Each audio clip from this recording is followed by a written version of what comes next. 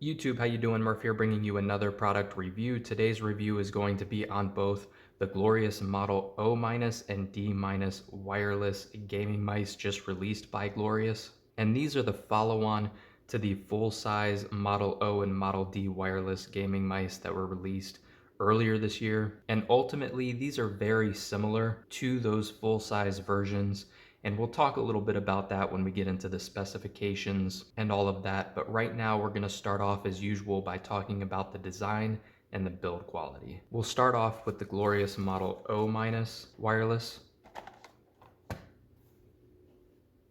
As far as the build quality is concerned, just like its full-size companion, the build quality is very, very good. There is no bending, flexing, or creaking in any of the side panels or top or bottom plates. There is little to no side wobble on the mouse 1 and 2 buttons. The scroll wheel feels fantastic, and all of the buttons on this mouse feel very clicky and tactile, especially those side buttons that on a lot of gaming mice tend to be a little bit on the mushy side. These are very tactile, and ultimately the build quality on this mouse is very good. Now, as far as design goes, just like the full-size models, you have the hexagonal cutouts on the back as well as the bottom. And what that's going to do is that is going to reduce the overall weight of the mouse while keeping its strong structure. On the right-hand side towards the front, you can see Glorious is branded right there on the front. And then on the other side, you can see their logo on the back as well. It also features really good RGB LEDs built into the sides, as well as the scroll wheel.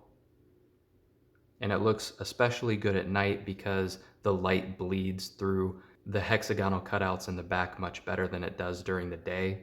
But even during the day, in the sunlight, you can see everything just looks really good. And these mice come in two different colorways. You can buy it in black or you can buy it in the white that I have here today. And that's matte white and black. One thing you will notice is that unlike the wired versions of these, there is no gloss white or gloss black variant, but it does come in white and black for both of these models. You can see on the bottom here, pretty average, if not even slightly below average sized skates on the bottom. They are very good though. I've never had a problem with using this mouse on really any kind of mouse pad, whether it's cloth or plastic. It glides very well. And if you do want a little bit more surface area for those glides, it actually comes with an additional set that provides a little bit more surface area if you do feel that you need that. Now on the top here, you can see this is your DPI button.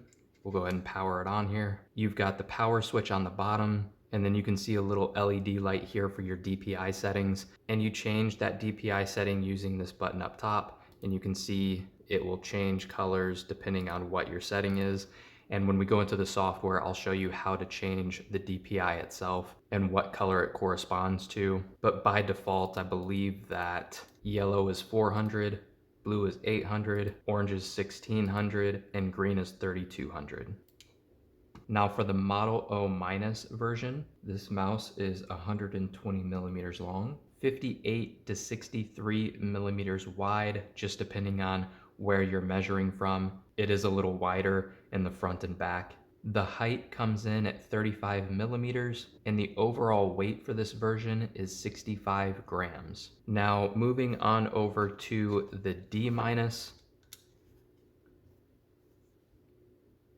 everything that I just said about the design and the build quality for the O- applies to the D- as well. Great build quality, excellent button tactility, same branding on the left and right. You've still got your DPI button up here in the back, and you've still got great LED lighting on this mouse. The one thing I will say is that because it sits differently, because this is a ambidextrous mouse and the D- is an ergonomic mouse, you can see that on the O-, the LED bars on the sides sit more directly on the side of the mouse, whereas the D-, it almost comes up onto the top a little bit, and it just tends to look a little bit better in my opinion. You can see it a little bit easier because it does sit a little bit more on top of the mouse, but everything other than the LED placement, as far as design and build quality, is going to be the same between these two gaming mice. As far as the size difference, the D- wireless is 120 millimeters long,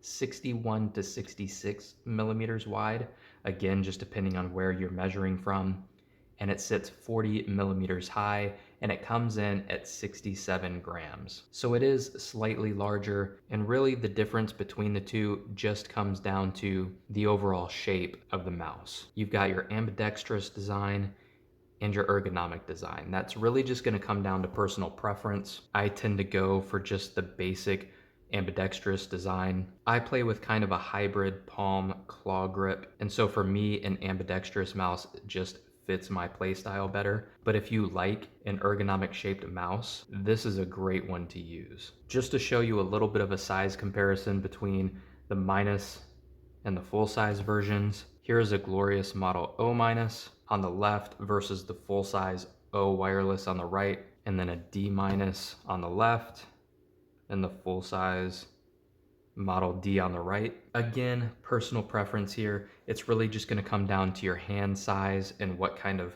play style you have, what kind of grip style you use. Now, in reference to the switches, the O- and D- wireless use a variant of a Kailh switch. As far as the sensor is concerned in these two, Glorious has gone really simple here by putting their brand new BAMF sensor in all 4 of these gaming mice. So it doesn't matter if you're buying the O-, the O, the D-, or the D, you're getting the same Glorious BAMF sensor, which is a variant of a PixArt sensor, in all 4 of these mouses. So you're not going to buy one over the other based on the kind of sensor that they have.